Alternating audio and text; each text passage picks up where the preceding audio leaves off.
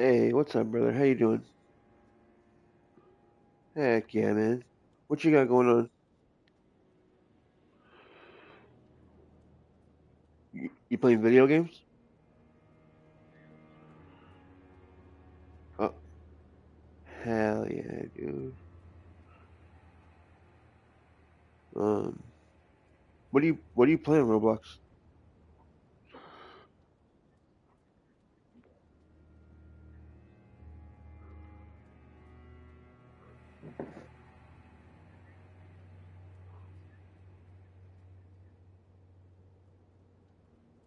Okay,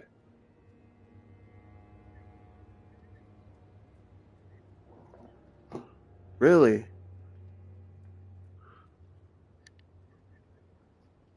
Yep, you got it.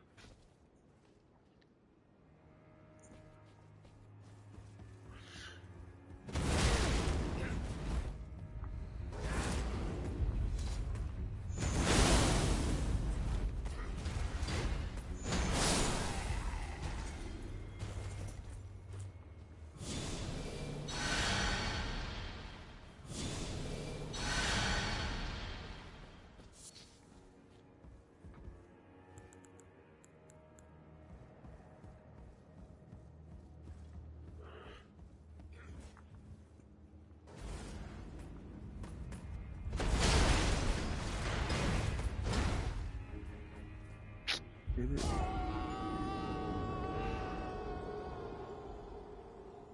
All right, Bam Days. Hey, I hope you feel better, buddy. Hope you feel better, my dude. See you later, my guy.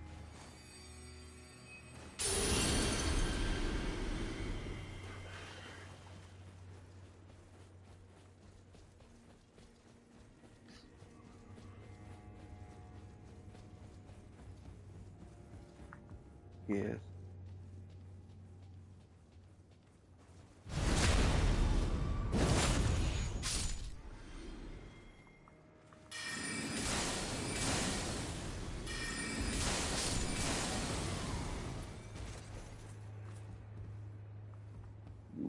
What's up?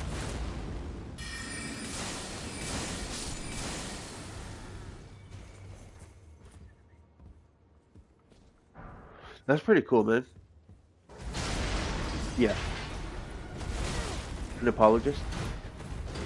Yeah. That's dope, man.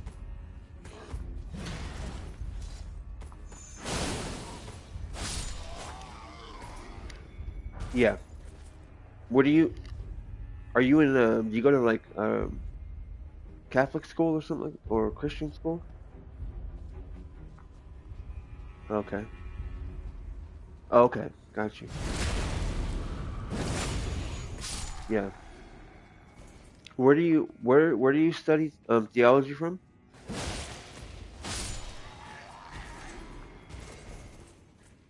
Oh, okay. On your own? That's pretty sick, man. Respect. Big time respect. I love that. Um yeah, I would do a lot of that. I would try when I was younger. Like when I was like 16, I got into it. Um and then I started like having a lot of questions. And then I don't know if I told you, I went to my priest, and my priest was like, because I, the questions I had were like not easy to answer. So he was like, "Are you questioning God?" He's like, "Are you trying to know the mind of God?" He's like, "That's a sin. Like you're trying to be like on the same level as God. No one can know the mind of God. Turn that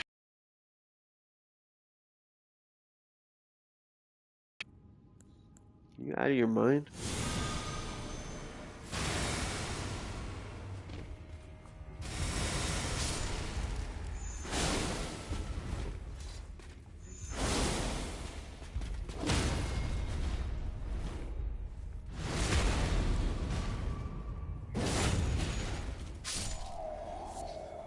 Right, right. No one really knows what started the Big Bang. And we don't even know if the big like there's a great degree of certainty, but in science there's never 100% certainty of anything, you know? Even the most like fundamental like laws that we have, it's never like 100 degree certainty. But yeah, dude. Um, I it's just like the best in science. If it has like predictive power and it's the best way we have to describe things, then that's like the consensus. And they'll be like, okay, we're gonna go with this for now, this idea for now, until a better one comes along. And I don't know, I have tremendous respect for that because to me, a lot of people think like I don't know is a horrible answer or like a cop out, but I think that's the truth. Like we don't know a lot of things we just don't know.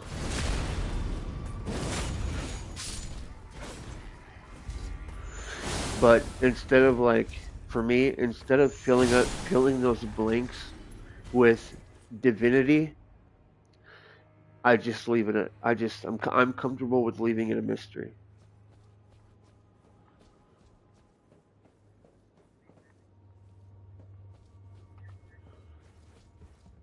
Theism? Oh, deism. Yeah. Yeah. Yep.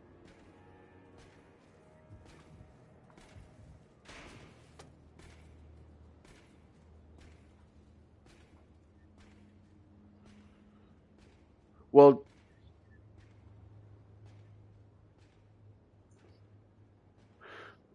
right. But that's because they're partially based on history and and fact, right? But any religion could do that. I could make one right now that's partially based on religion or partially based on history in fact, and there and people would have to lend some degree of credibility to it because I incorporated history.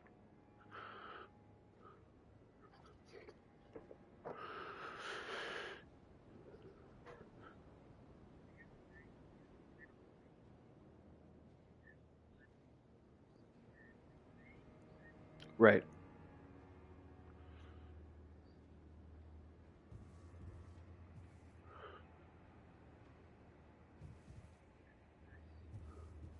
Okay. All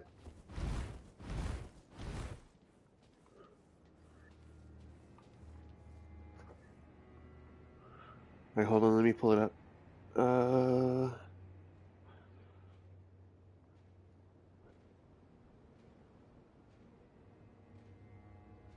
Hebrews 1. Okay. uh oh, this is Hebrews 11.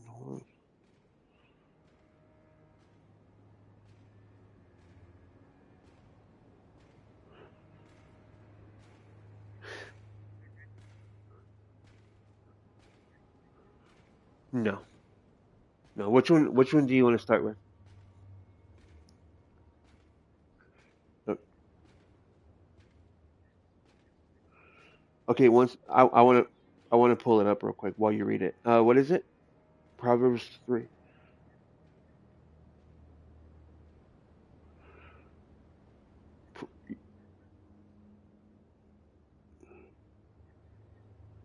Proverbs 33 through 4. Okay. Okay. Yeah.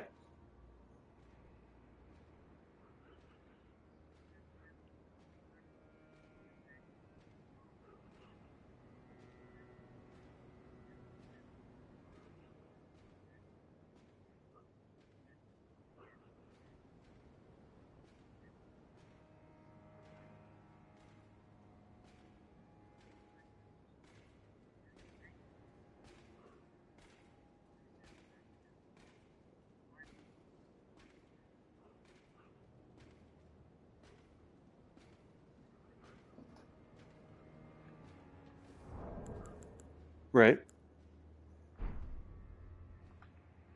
Hmm.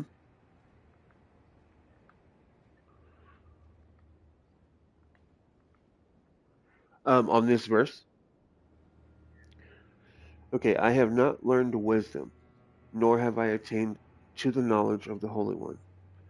So that's basically saying, like, um, I don't know, I don't know as much as God, right? Okay. Who has gone up to heaven and come down? Whose hands have gathered up the wind? Who has wrapped up the waters in a cloak? Who has established all the ends of the earth? What is his name, and what is the name of his son? Surely you know. Okay. That's basically saying, um, like basically who has the power to do all these things. God, and what is his name? What God are we, like basically what God are we talking about? Because at the time there were other gods in the area. Um, what is his name, and what is the name of his son? Surely you know. So they're anticipating the Messiah, right? Okay.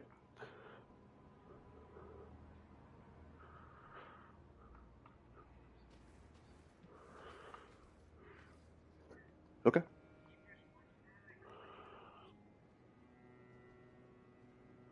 Let me let me pull it up. Okay.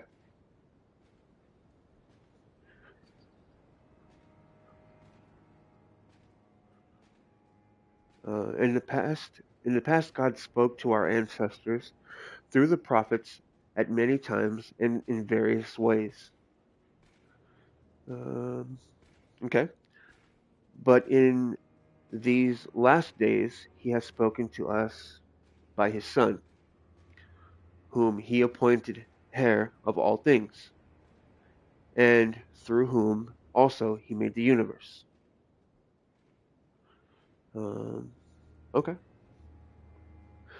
The Son is the radiance of God's glory and the exact representation of his being, sustaining all things by his powerful word. After he had provided purification for sins, he sat down at the right hand of the Majesty in heaven. So he became as much superior to the angels as the name he has inherited is superior to theirs.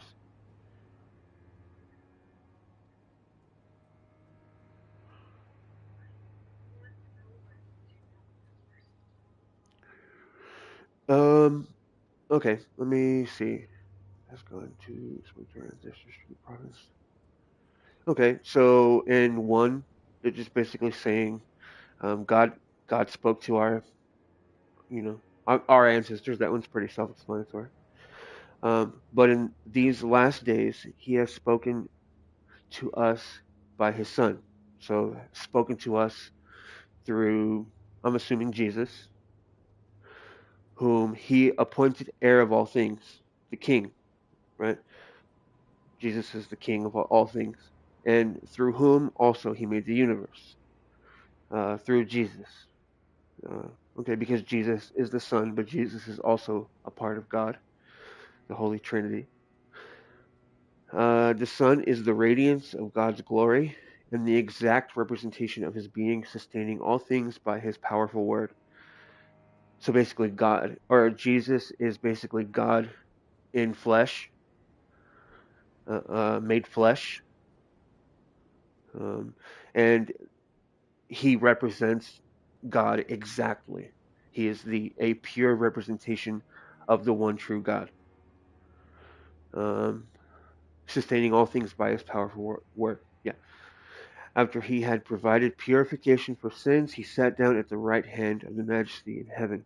So basically, after he forgave all of mankind their sins, he ascended to heaven and um, was seated at the side of God. So he became as much superior to the angels as the name he has inherited is superior to theirs. So basically, saying his rank is higher than the angels. Yep.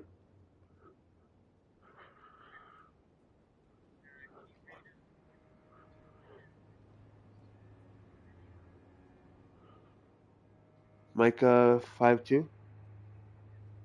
How do you spell Micah? M-I-C. Okay. And Micah 5:2 or 5:2.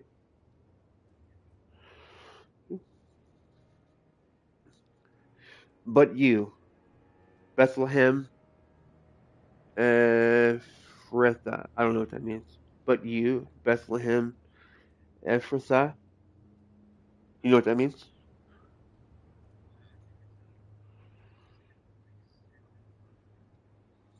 Let me look it up. Let me look it up real quick. I wanna. I don't want to like misunderstand. EPHR.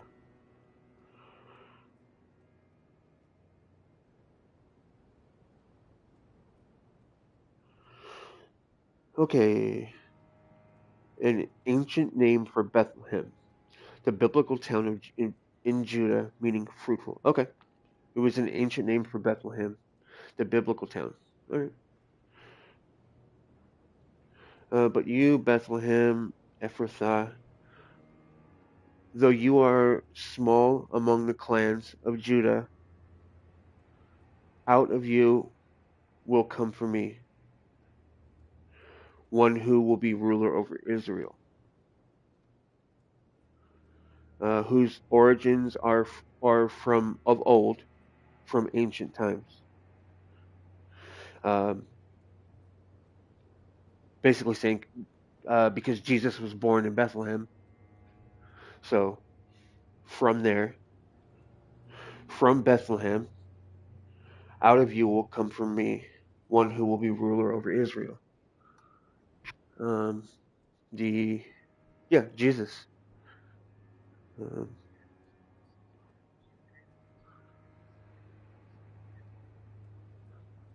yeah, I would. Yeah, I would say this is a messianic prophecy about Jesus, about the coming of Jesus, about no, they anticipated the the birth of Jesus.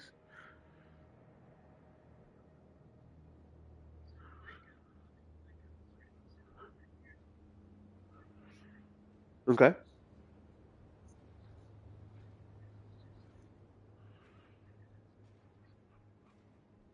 right. Okay, I would say that that is a self fulfilled prophecy.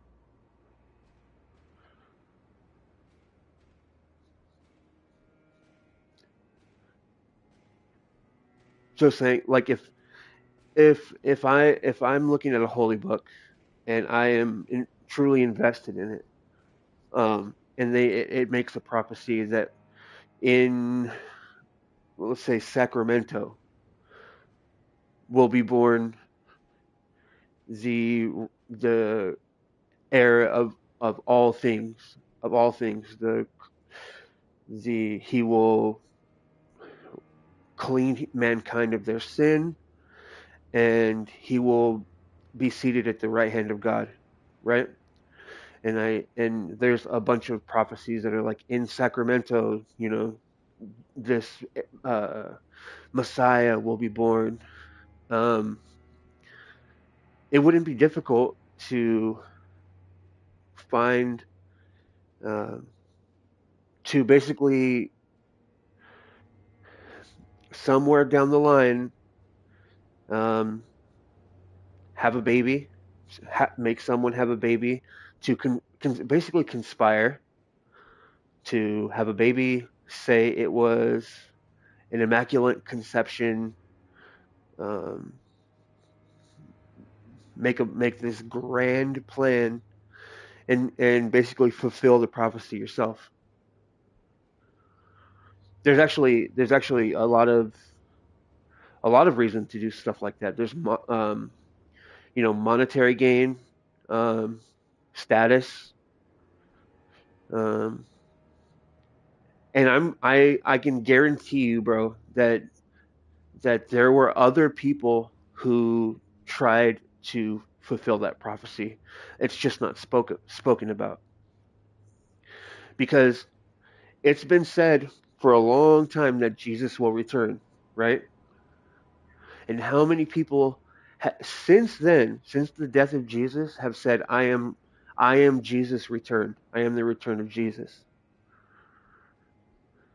Many, many, many, many, many. Even in my lifetime, there's been many. So I can only imagine in history, since the death of Jesus, there have been so many.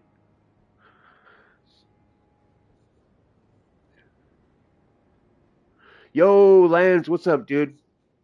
Yo, Mateo, what's cracking, buddy? Yo, Lance, I love you, buddy, but I am arguing on the side of atheism.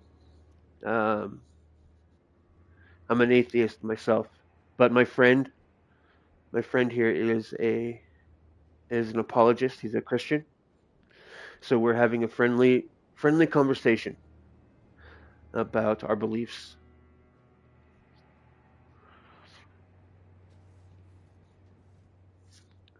But yeah, that's what I think. I think it was a self fulfilled prophecy.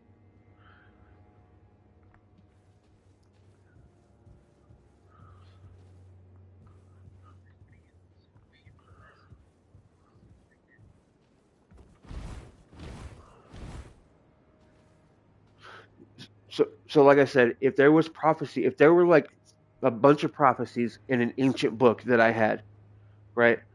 Whispers, whispers about there's going to be born the Son of God in Sacramento, California, sometime in the future, right?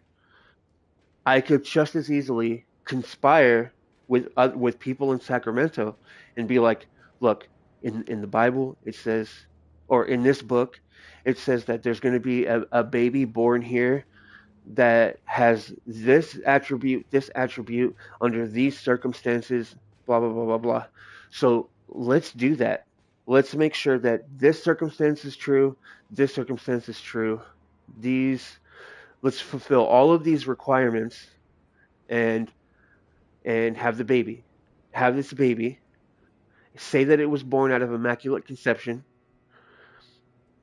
and fulfill the prophecy. And I could easily do that. I could put him on a donkey, make him ride through the city. I can tell everyone, I can tell everyone that I did not impregnate my wife. I promise you, I did not impregnate my wife.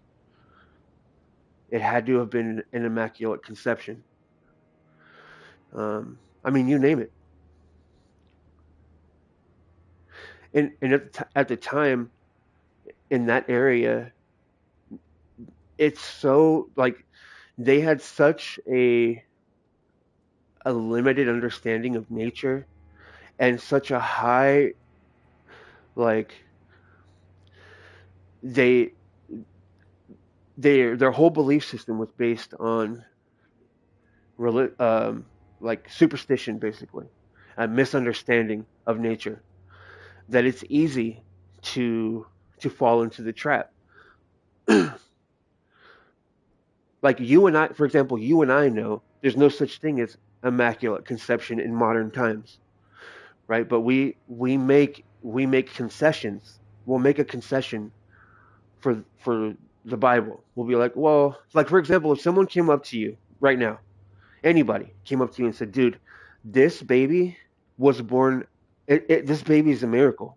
No one got this woman pregnant, and she had this baby." And this woman was like, "My son is Jesus returned." How skeptical would you be? Right,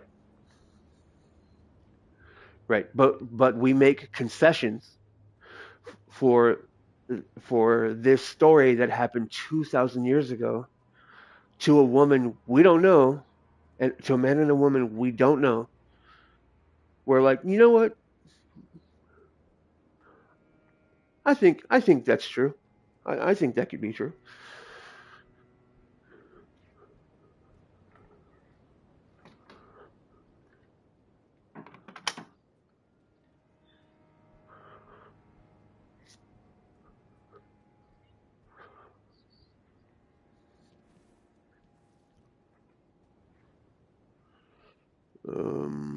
Lands.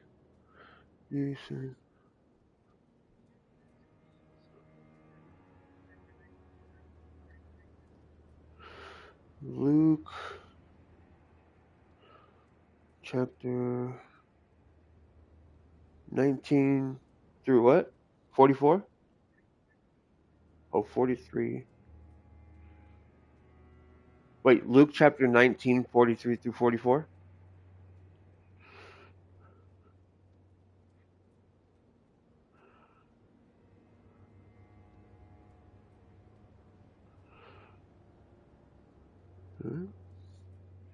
It says, the days will come upon you when your enemies will build an embankment against you and encircle you and hem you in on every side. They will dash you to the ground, you and the children within your walls. They will not leave one stone on another, because you did not recognize the time of God's coming to you. Um, I don't know. I don't know what the rest of the verse or the rest of the chapter is about. But if I'm just going to guess from what I'm reading here, um, and I remind you that this is out of context because I don't know the rest of the chapter what the rest of the chapter is about. I would basically say that this is there the chapter is saying that your enemies are going to encircle you. The walls are going to close in on you.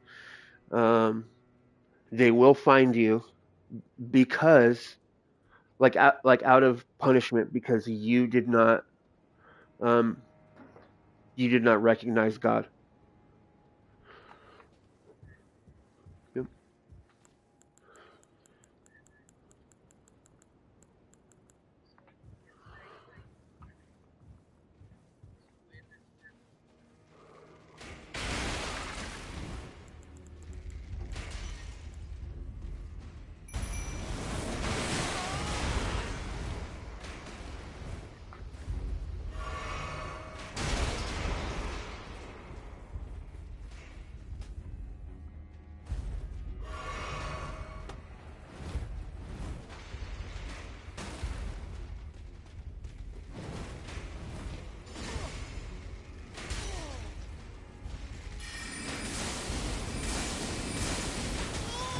Uh huh.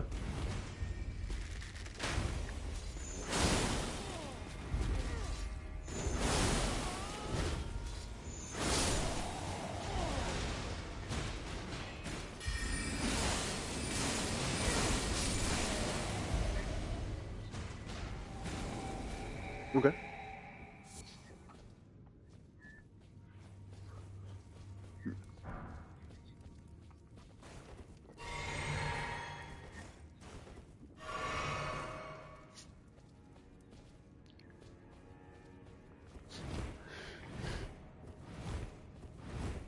Okay. Where's the description that Jesus gave?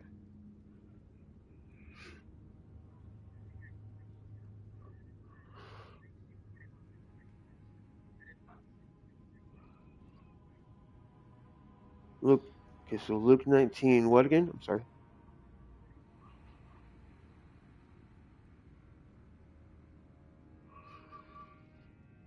Okay. As he approached Jerusalem and saw the city, he wept over it and said, "If you, even you, had only known on this day what would bring you peace, but now it is hidden from your eyes.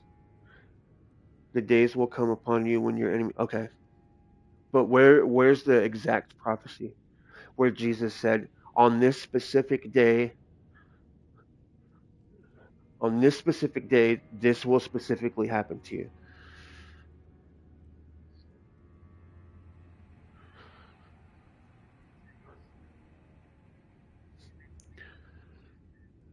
Okay.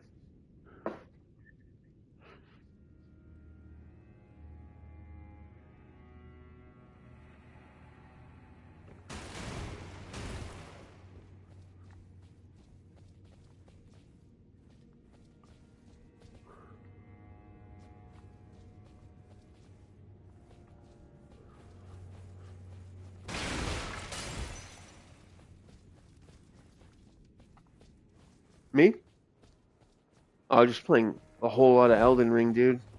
I cannot stop playing this game. You slow down playing Rocket League? Yeah, that's real. It became a chore. Yeah, yeah, got you.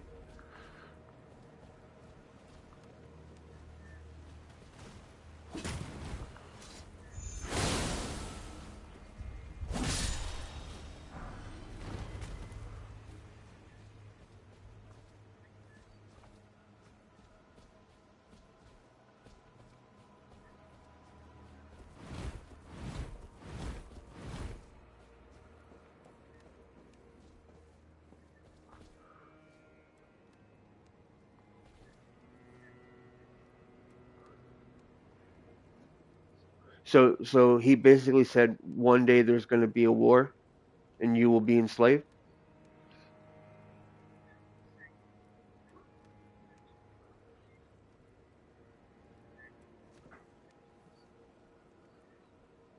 Okay, I would say that's vague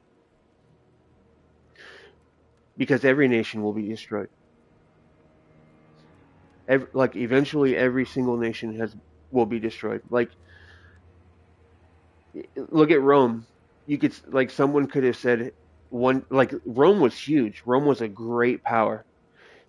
I'm sure someone did say one day Rome will fall, and that would have seemed like a crazy thing to say, but it's true because nations do fall.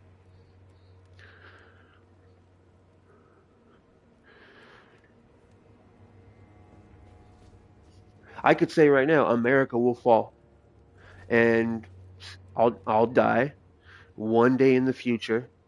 America will fall. Something will happen, and I'll be a prophet.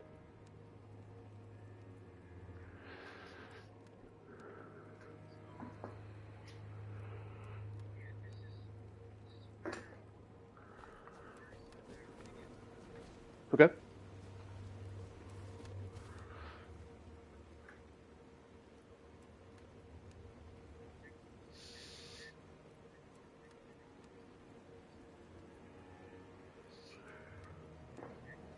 a siege. Okay,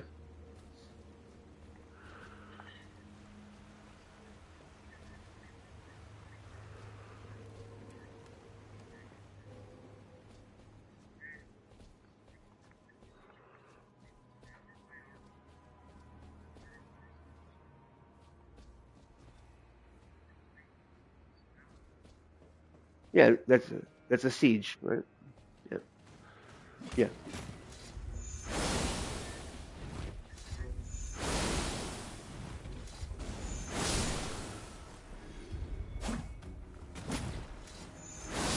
right.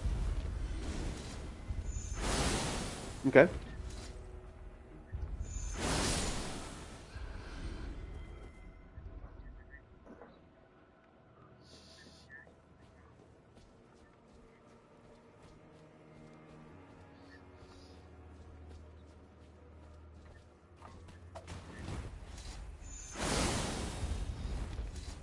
right. Which is common. Which is common um, for the time, right? Taking prisoner when you siege when you lay siege to a place, you take prisoner. If you don't kill someone, you take prisoner. Right. Okay.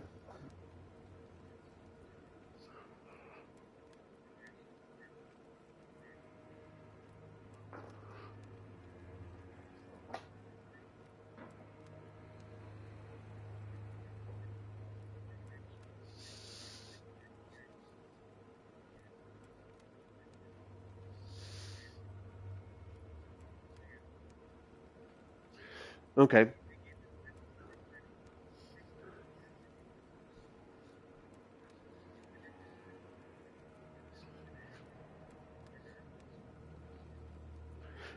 Okay. Right. But so he's saying generally speaking, it's going to happen within a certain amount of generations.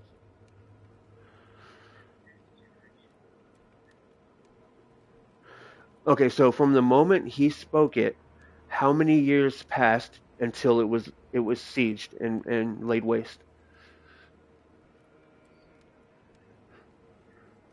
Okay, let's see. What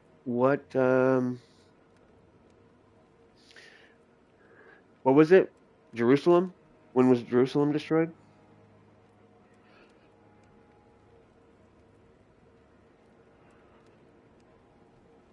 587 BC.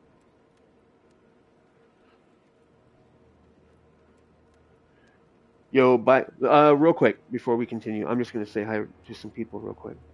Um, Lan said, "Oh, regardless, having a calm conversation about it without getting violent is always welcomed. I will probably disagree with you on this 100%, but everyone is entitled to their opinions and should be treated with respect." Absolutely. Bro, the coming back of Jesus isn't specific. I mean, a lot of things he prophesied is happening right now. Go read Revelation. I think you will be self-convinced. What's up, bestie? How we doing, bestie? And Ghouls. All right, Ghouls. See you, buddy. Okay. Um, 587 BC. Jerusalem was destroyed multiple times.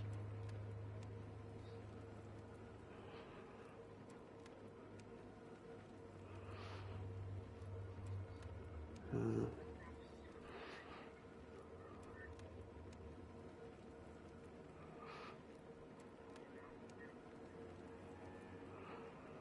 okay. So Jesus is the one that prophesied it, right? Okay. Hold on.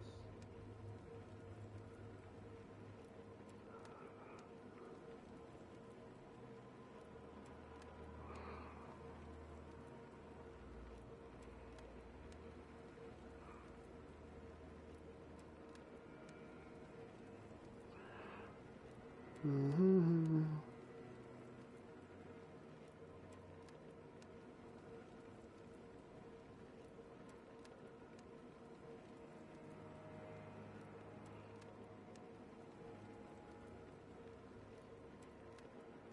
I'm just looking at like non like secular historical accounts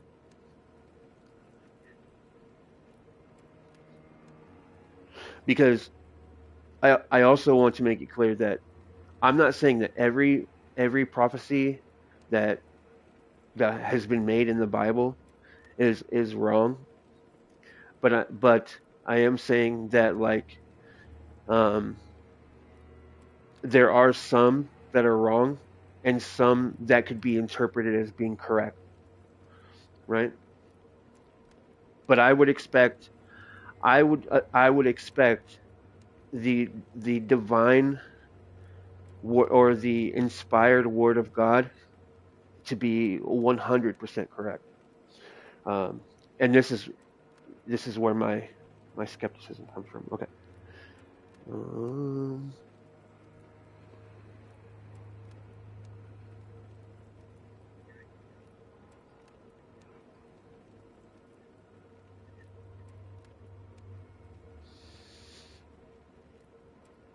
I could give you after we finish this. I'll give you an inconsistency in the Bible on the first page.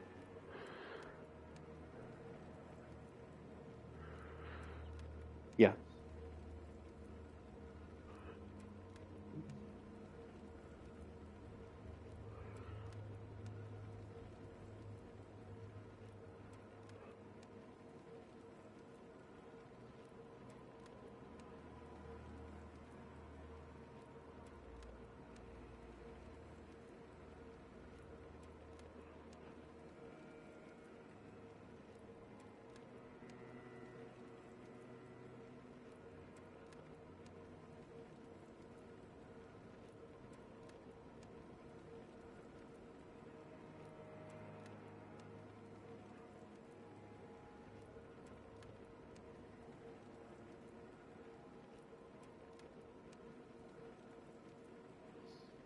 So it was Mark. Was it Mark that said Jesus said this? Luke.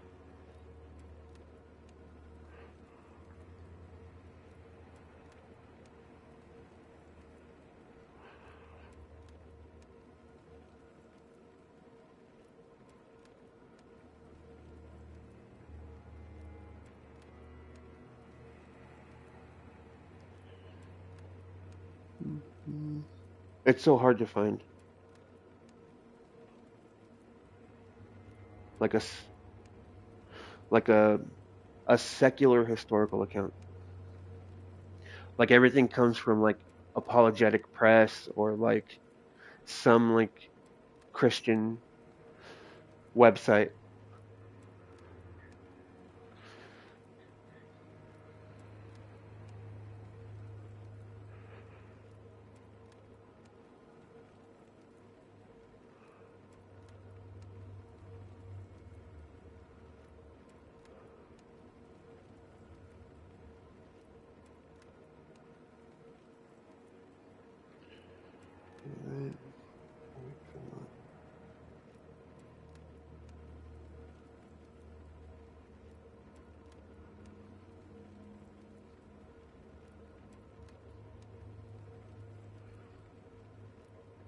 So you said he made the prophecy in what year?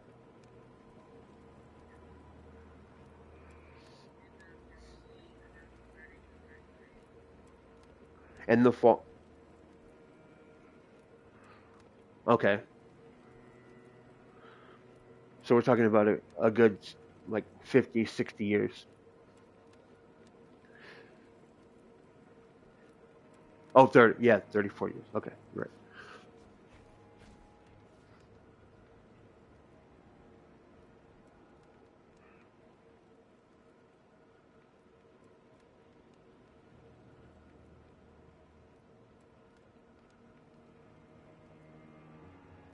Okay.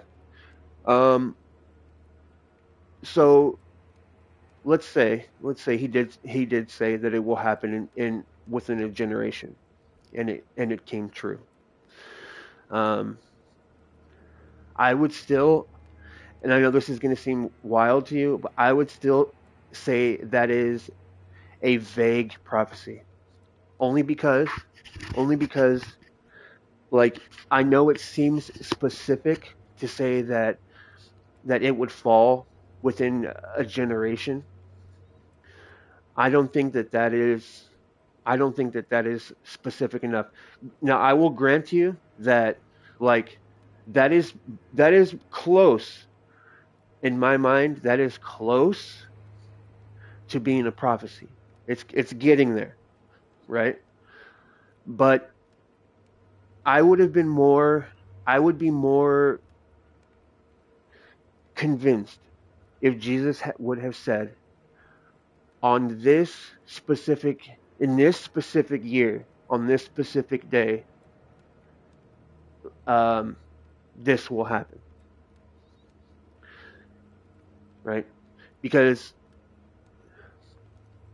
at the time, from what it seems, at the time, like tensions were roiling, right?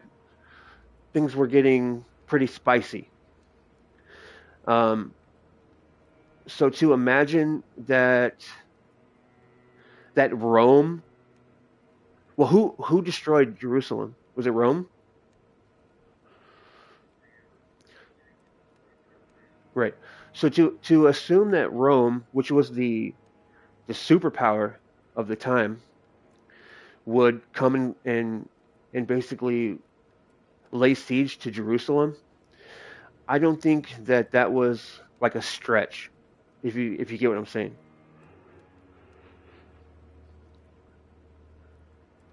just because of the political tension, um, because they did not want to. There were Jesus among them did not want to pay taxes to the Romans,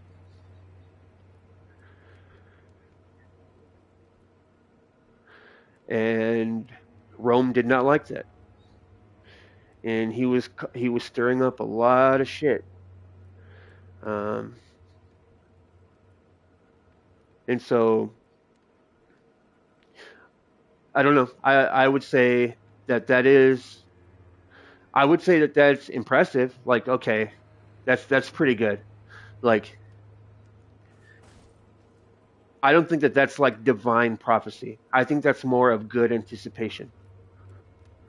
Do you get what I'm saying when I say that?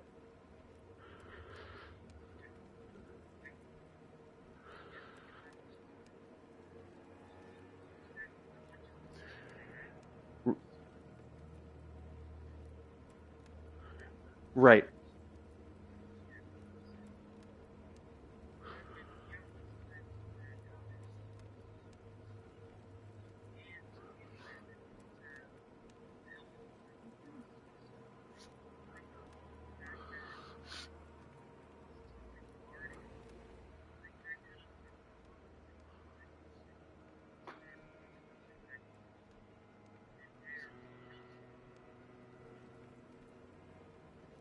It,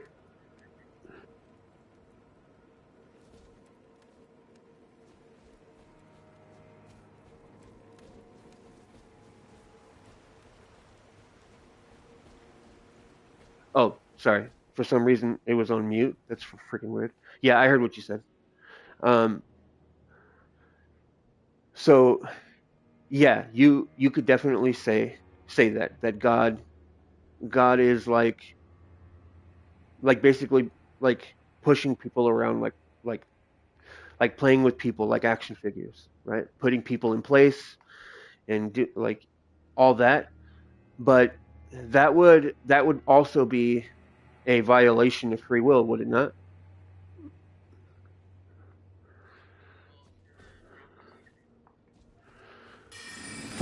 For God to be manipulating people into fulfilling prophecy.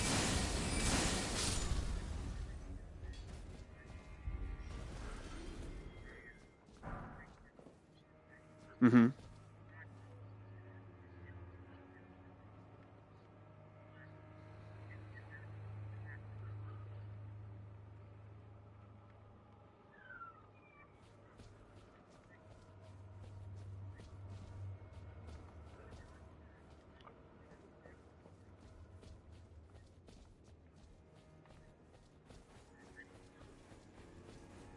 Right, but you said that God is putting people in certain positions, putting things in certain positions to fulfill the prophecy.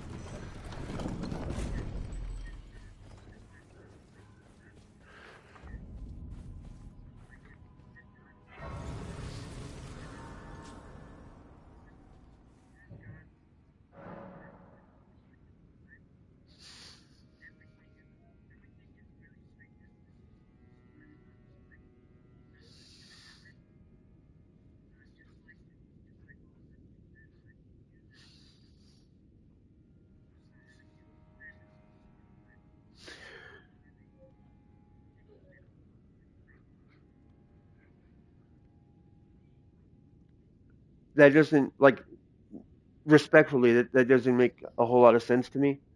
Um, because it okay, so is God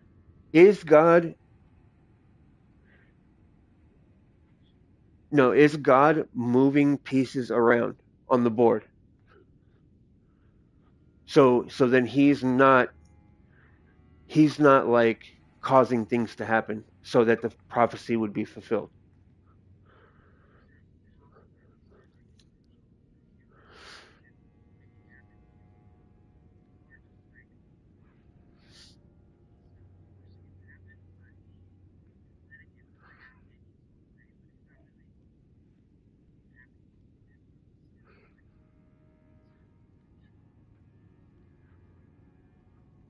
Because you said something along the lines like that God, like all of these things are happening.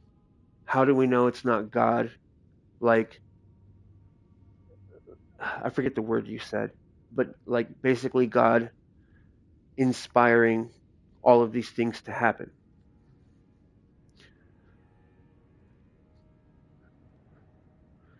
Right. But that would be intervention, right?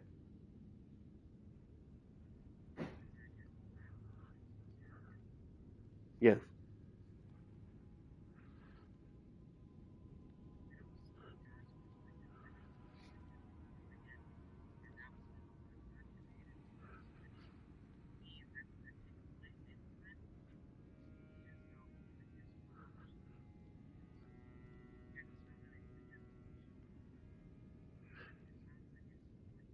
Well, it most definitely is if I cannot choose to do something other than what God knows I'm going to do. Like I said, if God came down to earth and told me, I'm going to have lunch, I'm going to have a hot dog for lunch, I cannot choose to have a hamburger.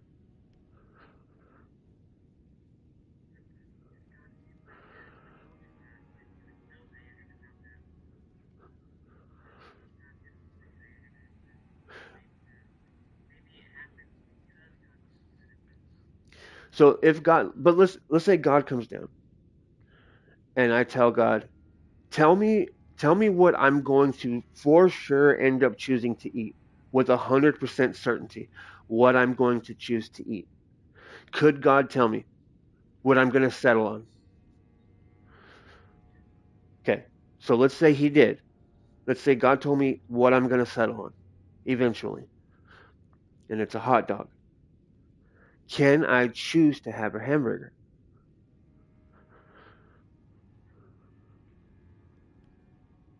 So I don't possess the free will to choose other something other than what God knows I'm going to pick.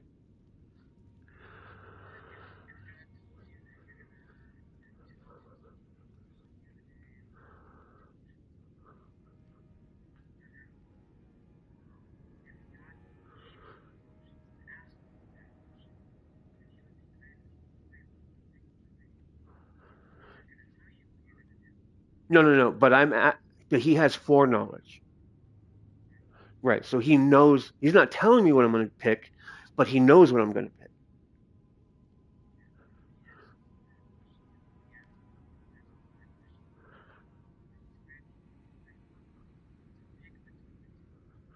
No, no, no. Let's say that I'm at a buffet or a restaurant, and they are serving hamburger or hot dog, not God, right? And I'm at lunch with God, and I'm asking him, what am I going to eventually choose? What am I going to settle on eventually? He has that foreknowledge, and he can tell me what I'm eventually going to choose, right? Right. So I can choose. If he says hamburger, I cannot choose hot dog.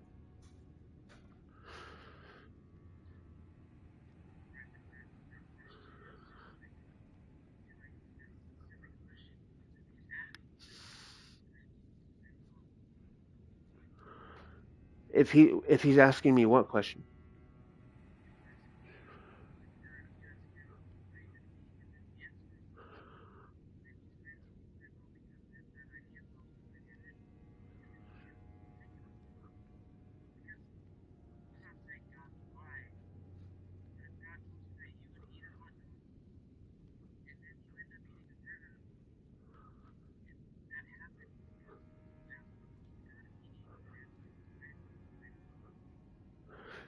I'm saying my point is that those two things cannot exist mutually. An all knowing God and free will, those things are at odds. And what I'm demonstrating, I'm demonstrating that point because if an all knowing God does exist and he comes down to earth and he's here with me at lunch, he has the foreknowledge because he's all knowing to tell me what I'm eventually going to choose, correct? And he says hot dog, right? I cannot choose hamburger because that would make God wrong. Or or if he says hot dog, I have to choose hot dog, meaning I do not possess the will, the free will, to choose anything other than what God knows I'm going to choose.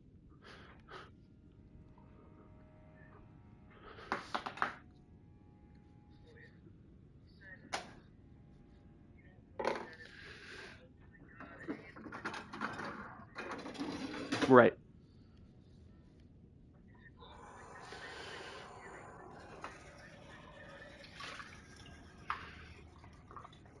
Right.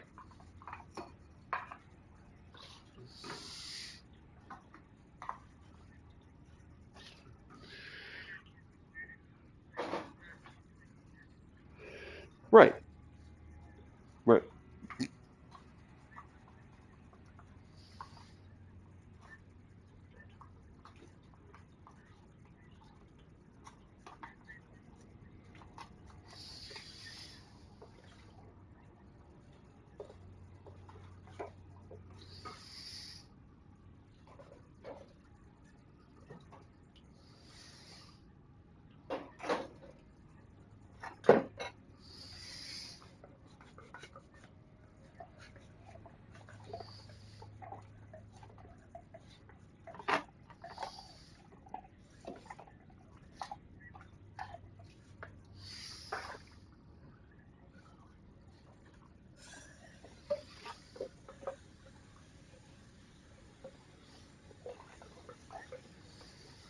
Okay. Hmm.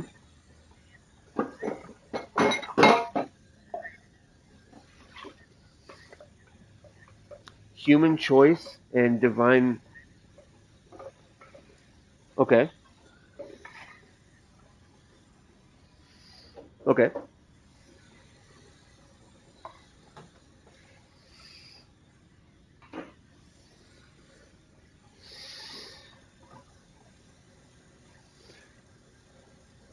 No.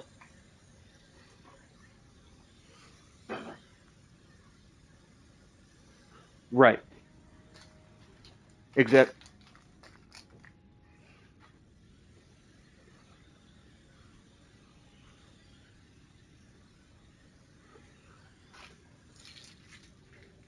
Can you tell me why it's not a good question?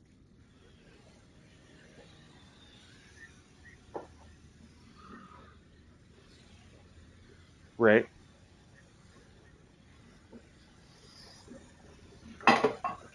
Right. And I'm saying that that God does not exist.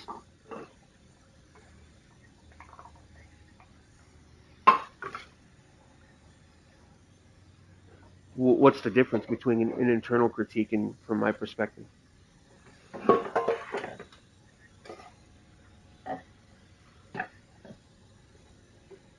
I'm talking to, I'm saying, I'm demonstrating reasons why I don't believe in Christian. I don't believe in any religion. I'm not saying that. I'm not. I would never disrespect you and say you're wrong. Your beliefs are wrong. I'm telling you why I don't believe in that specific religion. My personal reasons for not believing.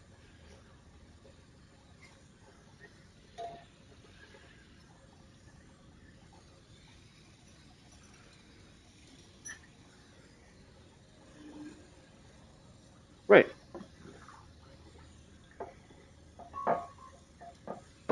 Well, there are some things that are just unknown, right?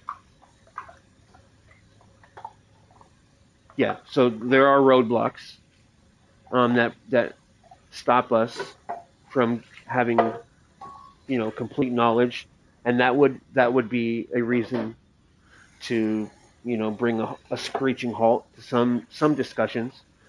But I feel like in this circumstance, the question that I posed is not it's not a bad or dishonest question. Because let's take it step by step. Can God come down to earth? Okay.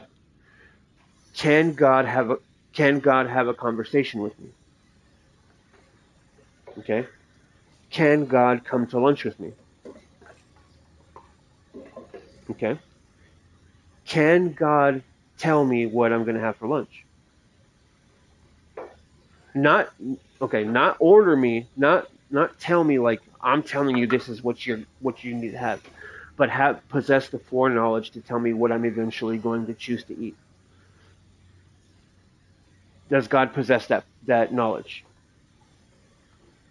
Okay. Can I ask God what I'm going to eat? Okay. Can God? Okay.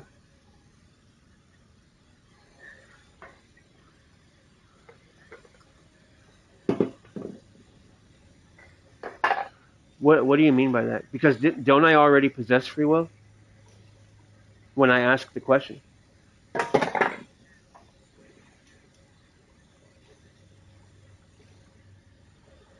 Right.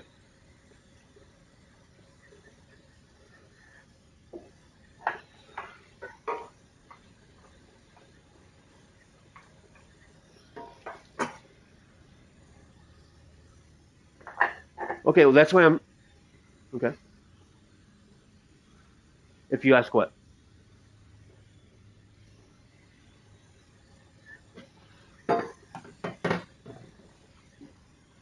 Okay. Can you tell me how that's a dishonest question?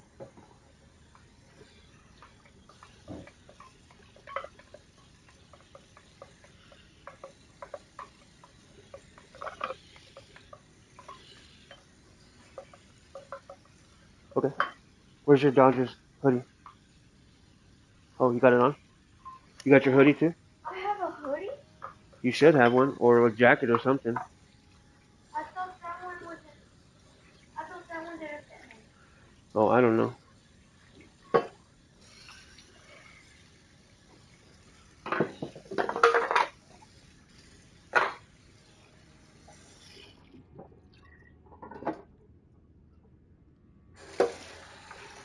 If anyone is in stream, I apologize. Um, I was going to play some Elden Ring, but my friend Zenner and I are having a friendly conversation about my atheism and his Christianity. And I love talking about religion and philosophy. It is one of my favorite things in the whole wide world. So I could not turn down the opportunity. It's my weakness, okay?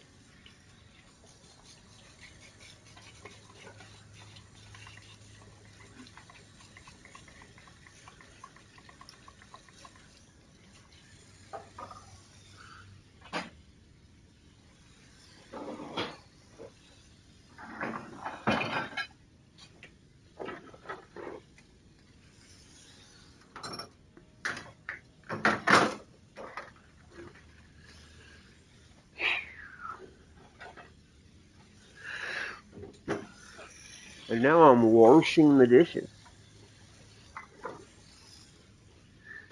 Um, but I gotta get going. I love you guys. I appreciate you. If anyone is here, I just gotta get off the stream.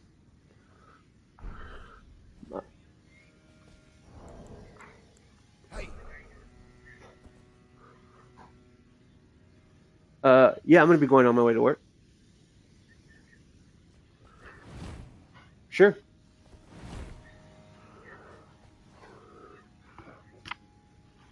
I would disagree with that.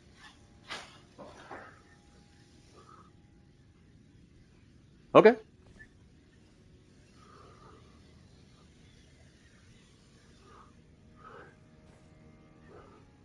Oh, absolutely, brother. I would love that.